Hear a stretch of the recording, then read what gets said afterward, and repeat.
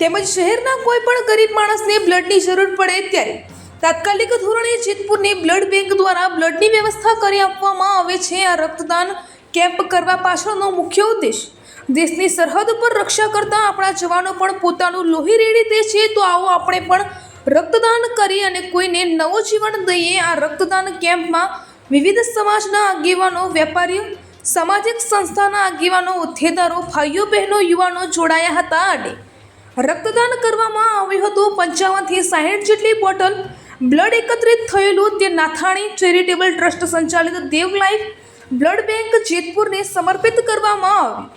આ blood donation કેમ્પને સફળ બનાવવા ધોરાજી શહેર ભાજપ તેમજ ધોરાજી શહેર યુવા ભાજપ પરિવાર દ્વારા જહેમત ઉઠાવવામાં આવી હતી અને આ બ્લડ ડોનેશન કેમ્પને સફળ બનાવ્યો હતો।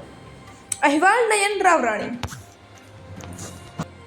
ધોરાજી શહેર ભાજપ પરિવાર દ્વારા ડોક્ટર શ્યામપ્રસાદ મુખર્જીના બલિદાન દિવસના ઉપક્રમે બ્લડ ડોનેશન કેમ્પનું આયોજન। આજરોજ ધોરાજી શહેર યુવા ભાજપ તથા શહેર ભાજપ પરિવાર દ્વારા ડોક્ટર શ્યામપ્રસાદ મુખર્જીના બલિદાન દિવસના ઉપક્રમે બ્લડ ડોનેશન કેમ્પનું આયોજન કરેલ। આ કાર્યક્રમમાં ધોરાજી શહેર ભાજપના વરિષ્ઠ અગ્રણીઓ, સંગઠનના હોદ્દેદારશ્રીઓ, વિવિધ મોરચાના હોદ્દેદારશ્રીઓ, પૂર્વ સદસ્યશ્રીઓ, શક્તિ કેન્દ્રના હોદ્દેદારશ્રીઓ, બૂથ પ્રમુખો, વોટ્સઅપ ઇન્ચાર્જ, સક્રિય સભ્યશ્રીઓ તેમજ તમામ શ્રેણીના કાર્યકર ભાઈઓ તથા બહેનો તથા ધોરાજીની સામાજિક સંસ્થાના અગ્રણીઓ, વિવિધ સમાજના અગ્રણીઓ તેમજ ધોરાજીના નગરજનો બ્લડ ડોનેશન કેમ્પમાં ઉપસ્થિત રહી રક્તદાન કરી ડોક્ટર શ્યામપ્રસાદ મુખર્જીને શ્રદ્ધાંજલિ અર્પણ કરેલ। રાજુ બાલદા, પ્રમુખ શ્રી ધોરાજી શહેર ભારતીય જનતા પાર્ટી।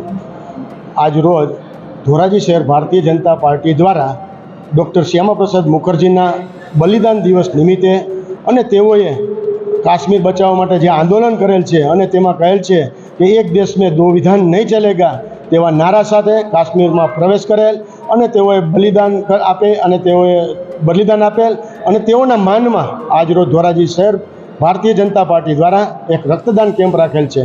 આ રક્તદાન કેમ્પમાં બહોળી સંખ્યામાં કાર્યકર્તાઓ તથા શહેરના લોકો પોતાનું બ્લડ ડોનેશન આપવા માટે આવી રહ્યા છે અને આ તકે ડૉક્ટર શ્યામાપ્રસાદ મુખર્જીને યાદ કરી અને તેઓને શ્રદ્ધાંજલિ આપેલ છે। આ રક્તદાન જે કરવામાં આવે છે તે રક્ત કેને આપવામાં આવે?